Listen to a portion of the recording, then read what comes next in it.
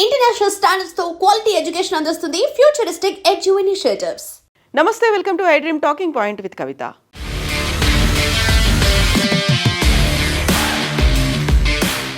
ఆస్ట్రేలియాలోని సిడ్నీ నగరంలో ఉండేటువంటి బాండీ బీచ్ అత్యంత సుందరంగా ఉంటుంది, ప్రశాంతంగా ఉంటుంది అని దానికి పేరు. ఆ బీచ్ దగ్గరే నిన్న సాయంత్రం టెర్రర్ అటాక్ జరిగింది. తండ్రి కొడుకులు ఇద్దరు అక్కడికి వచ్చినటువంటి యూదులు జ్యూస్ మీద అటాక్ చేశారు. 16 మంది చనిపోయారు, 30కి పైగా గాయపడ్డారు అనేటువంటిది ఇప్పుడు మనకు అందుతున్నటువంటి సమాచారాన్ని బట్టి తెలుస్తోంది.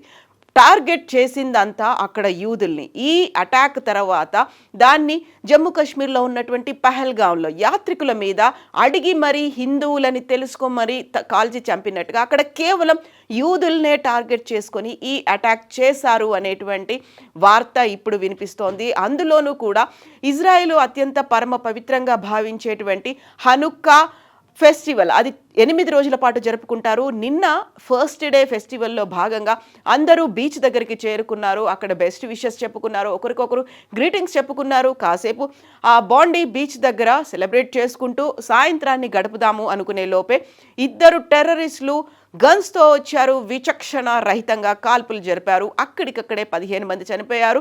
అడ్డుకోపోయినటువంటి ఒక పోలీస్ ఆఫీసర్ కూడా మరణించారు. వాటికి సంబంధించి విజువల్స్ చూస్తున్నాం. బాండీ బీచ్లో వేలాదిగా అక్కడికి జ్యూస్ చేరుకున్నారు, యూదులు చేరుకున్నారు. ఆ సాయంత్రంలోనే ఆ విజువల్స్ని మేము మీకు చూపించదలుచుకోలేదు. తండ్రి కొడుకులు విచక్షణ రహితంగా గన్స్తో కాల్పులు జరిపినటువంటి విజువల్స్ ఇప్పుడు సోషల్ మీడియాలో వెల్లువెత్తుతూ ఉన్నాయి. హృదయ విదారకంగా ఉన్నటువంటి ఆ విజువల్స్. సో ప్రాచీన కాలం నుంచి హనుక్కా ఫెస్టివల్ అనేది చాలా సెలబ్రేట్ చేసుకోవడం అనేది ఒక సంప్రదాయంగా వస్తుంది. ఇజ్రాయిలీలు అక్కడ ఉన్నటువంటి నగరాన్ని సొంతం చేసుకున్నటువంటి నేపథ్యంలో ఇజ్రాయెల్ పట్టణాన్ని, ప్రాచీన కాలంలో జెరూసలం పట్టణాన్ని తిరిగి స్వాధీనం చేసుకున్న చారిత్రాత్మక ఘట్టానికి గుర్తుగా ఈ సెలబ్రేషన్స్ అనేవి జరుగుతూ ఉంటాయి. హనుక్కా 8 రోజుల పాటు జరిగేటువంటి ఒక ఫెస్టివల్. సో అత్యంత క్రూరంగా, కిరాతకంగా జరిగింది. దీనికి పహల్గామ్ అటాక్కి ఇప్పుడు అత్యంత సామీప్యత, పోలికలు ఉన్నట్టుగా చూస్తున్నారు. అందులో హిందువులని టార్గెట్ చేశారు అనేది, అందులో యాత్రికుల్లో హిందువులు ఎవరున్నారో తెలుసుకొని కాల్పులు చేపారు. ఇక్కడ కూడా యూదులు అనేవాళ్లే అక్కడికి చేరుకున్నారు కాబట్టి వాళ్ళ మీదే అటాక్ జరిగింది అనేది యాంటీ సెమిటిజం భావన ఈ మధ్య కాలంలో విస్తరిస్తోంది అనేటువంటి మాట కూడా. సో యూదులకు వ్యతిరేకంగా ప్రొవోకింగ్గా చేయడం, లేకుంటే యూదుల్ని టార్గెట్ చేసుకొని అటాక్ చేయడాన్ని యాంటీ సెమిటిజం అంటూ ఉంటారు. సో ఆ యాంటీ సెమిటిజం భావన ఈ మధ్య కాలంలో విపరీతంగా పెరిగింది అనేది వినిపిస్తోంది. ఇందులోనూ ప్రధానంగా ఆస్ట్రేలియాకి సంబంధించి అక్కడ ఉన్నటువంటి నెంబర్ని పట్టి కూడా చూసుకుంటే ఇది ఎక్కువైంది అనేటువంటి వాదన వినిపిస్తోంది. అందులో ఆస్ట్రేలియాలో జనాభా 2.8 కోట్లు ఉంటే 1.17 లక్షల మంది యూదులున్నారు. 2023 అక్టోబర్ 7న ఇజ్రాయిల్ యుద్ధం మొదలైన దగ్గర నుంచి ఆస్ట్రేలియాలో జ్యూస్ మీద అటాక్స్ అనేవి ఎక్కువయ్యాయి అనేటువంటి ఒక మాట వినిపిస్తుంది. అందులోనూ అత్యంత ప్రశాంతంగా ఉంటుంది ఆస్ట్రేలియా. బాండీ బీచ్ అతి సుందరంగా ఉంటుంది. అలాంటి చోట ఈ అటాక్ జరగడం అనేది, సో ఇందులో తండ్రి కొడుకులైతే ఈ టెర్రర్ అటాక్ని చేశారు. 50 ఏళ్ల సాజిద్ అక్రమ్ అక్కడికక్కడే మరణించారు పోలీసులు అటాక్ చేయడంతో. తన కుమారుడు 24 ఏళ్ల నవీద్ అక్రమ్ని గుర్తించారు. ఆయన తీవ్రమైనటువంటి గాయాలతో ఇప్పుడు హాస్పిటల్లో ఉన్నారు. వీరి దగ్గర ఐసిస్కి సంబంధించినటువంటి జెండాలు ఉన్నాయని, అలాగే సాజిద్, నవీద్ ప్రయాణించినటువంటి కారులో కూడా ఎల్ఈడీలు ఉన్నట్టుగా పోలీసులు ఐడెంటిఫై చేశారు. వాటినైతే స్వాధీనం చేసుకున్నారు. దీంతో పాటుగా సాజిద్ తన పాస్పోర్ట్కి సంబంధించి చూస్తే పాకిస్తాన్ క్రికెట్, నవీద్ పాస్పోర్ట్ మీద పాకిస్తాన్ జెండాతో, జెర్సీతో ఉన్నటువంటి ఫోటో, అలాగే తండ్రి సాజిద్కి సంబంధించి 2015లోనే తను ఒక వెపన్ లైసెన్స్ కూడా తీసుకున్నారు అనేది.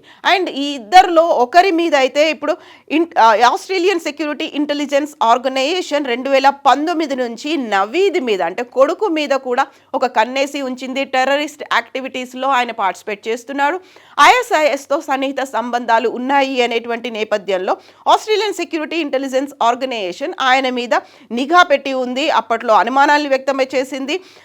ఒక సభ్యుడిని 2019 జూలైలో అరెస్ట్ చేసినప్పుడు వారు నవీద్ పేరు బయట పెట్టడంతో నవీద్ ఈ ఉగ్రదాడికి సిద్ధమై ఉంటాడేమో అనేటువంటి ఒక భావనని ఇప్పుడు వ్యక్తం చేస్తున్నారు. సో ఇద్దరు అటాక్ చేస్తున్నప్పుడు మనకు విజువల్లో కనిపిస్తోంది వేలాదిగా ఉన్నటువంటి అక్కడికి వచ్చినటువంటి జ్యూస్ అందరూ ప్రాణభయంతో పరిగెత్తినటువంటి పరిస్థితులు అయితే కనిపిస్తున్నాయి.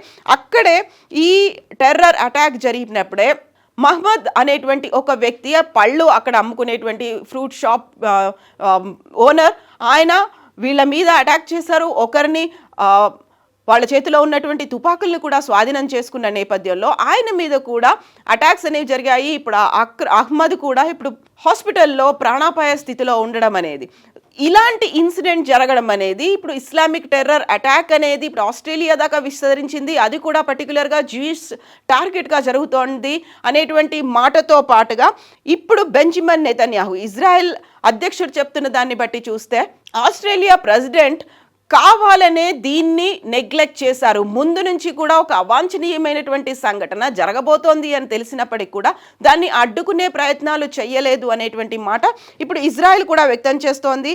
అక్కడ విపరీతంగా ఆస్ట్రేలియాలో యూద్ వ్యతిరేకత అనేది విస్తరిస్తోంది, హెచ్చరిల్లుతోంది అనేటువంటి మాటని బెంజమిన్ నెతన్యాహు ముందు నుంచి చెప్తున్నారు. ఈ నేపథ్యంలోనే బెదిరింపులు, ఆస్తుల విధ్వంసం అనేది జరుగుతోంది. అందులో యూద్ వ్యతిరేక ఘటనలు తరచుగా ఆస్ట్రేలియాలో జరుగుతున్నాయి అనేటువంటి కంప్లైంట్లు కూడా వచ్చాయి. గత ఏడాది సిడ్నీ, మెల్బోర్న్ నగరాల్లో యూదులే లక్ష్యంగా, వారే టార్గెట్గా అటాక్స్ కూడా జరిగాయి. వారి వాహనాలకు నిప్పు పెట్టారు. ఈ నేపథ్యంలోనే యూదులకి తగినంత రక్షణ కల్పించాలి అనేది బెంజమిన్ నెతన్యాహు చేస్తున్నటువంటి మాట. సో ఇప్పుడైతే రియల్ హీరోగా అహ్మద్ని చూస్తున్నారు. తన ప్రాణాలకు తెగించి ఒకరి దగ్గర నుంచి మారణాయుధాలని స్వాధీనం చేసుకునేసరికి ఇప్పుడు బాండీ బీచ్ హీరోగా ఆయన అయ్యారు.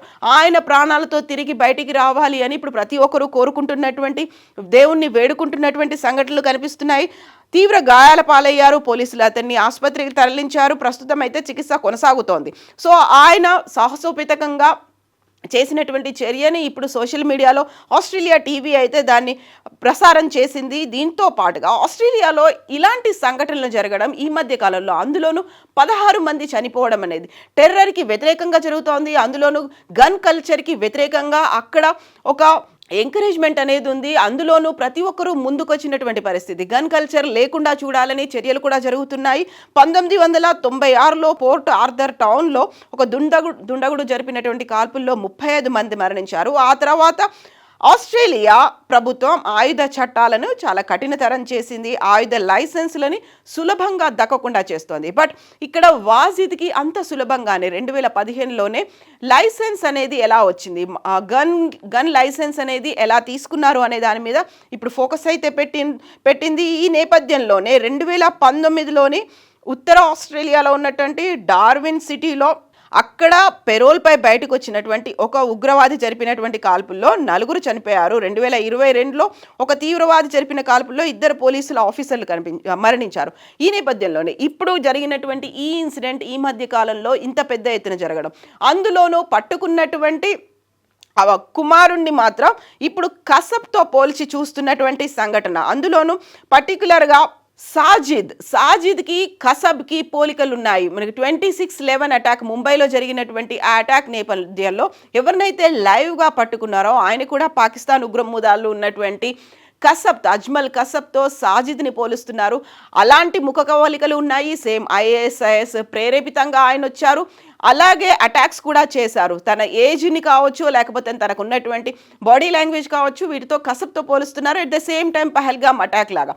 ఈ నేపథ్యంలోనే ఇప్పుడు 8 రోజుల పాటు జరగబోతున్నటువంటి ఈ ఫెస్టివల్స్ నేపథ్యంలో అటాక్తో పాటుగా అలర్ట్స్ అనేవి కూడా వినిపిస్తున్నాయి. మరోవైపు ఆస్ట్రేలియాతో పాటుగా యూకేలో కూడా దీనికి సంబంధించినటువంటి అలర్ట్స్ ఉన్నాయి. అలాగే భారతదేశంలో ముంబై, ఢిల్లీ, బెంగళూరులో ఉన్నటువంటి అక్కడ యూదులు జాగ్రత్తగా ఉండాలి అనేటువంటి అలర్ట్ కూడా వినిపించింది. అందులోనూ ఇక్కడ ఈ మధ్య కాలంలో భావన అనేది విపరీతంగా పెరుగుతోంది కాబట్టి అలర్ట్గా ఉండాలని, యాంటీ సెమిటిజం అనేటువంటి భావన, ఉగ్రవాదులు కావచ్చు, లేకపోతే అక్కడ ఉన్నటువంటి స్థానికులు కావచ్చు, యూదులకి వ్యతిరేకంగా ఒక రకంగా దగ్గరికి వస్తున్నారు. వాళ్ళందరూ ఏకీకృతం అవుతున్నటువంటి ఈ ఘటన నేపథ్యంలో నిన్న జరిగినటువంటి ఈ ఇన్సిడెంట్ ఇప్పుడు అలర్ట్ అయితే జారీ చేసింది. ఒక అలార్మింగ్ సిచ్యువేషన్ కనిపిస్తోంది.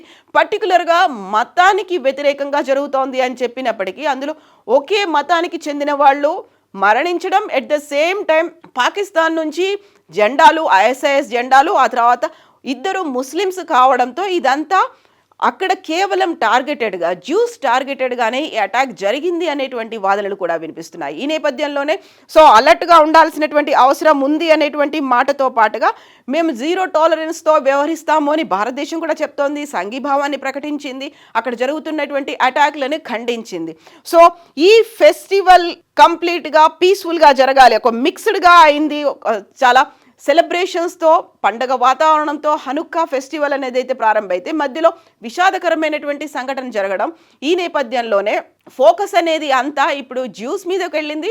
ఎట్ ద సేమ్ టైం అక్కడ టార్గెటెడ్గా ఉన్నటువంటి టెర్రర్ అటాక్, ముస్లిమ్స్ ఎవరైతే ఐఎస్ఐఎస్ మీద ప్రేరేపితంగా వచ్చారు, వారి వెనకాల ఎవరున్నారు అనేది ఇప్పుడు ఐడెంటిఫై చేసే పనిలో పడ్డారు. బట్ మా వల్లే లేకపోతే మా వాళ్ళే ఈ అటాక్ చేశారు అనేది ఇప్పటికైతే ఒక ప్రెస్ నోట్ రాకున్నప్పటికీ కూడా ఐఎస్ జెండాలు లభ్యమయ్యాయి. కార్లో ఐఈడీలు కూడా ఉండేసరికి అటాక్ చేసిన దాని వెనకాల ఉగ్రవాదుల హస్తం ఉంది అనేటువంటి అనుమానాలను అయితే ఆస్ట్రేలియన్ పోలీసులు వ్యక్తం చేస్తున్నారు.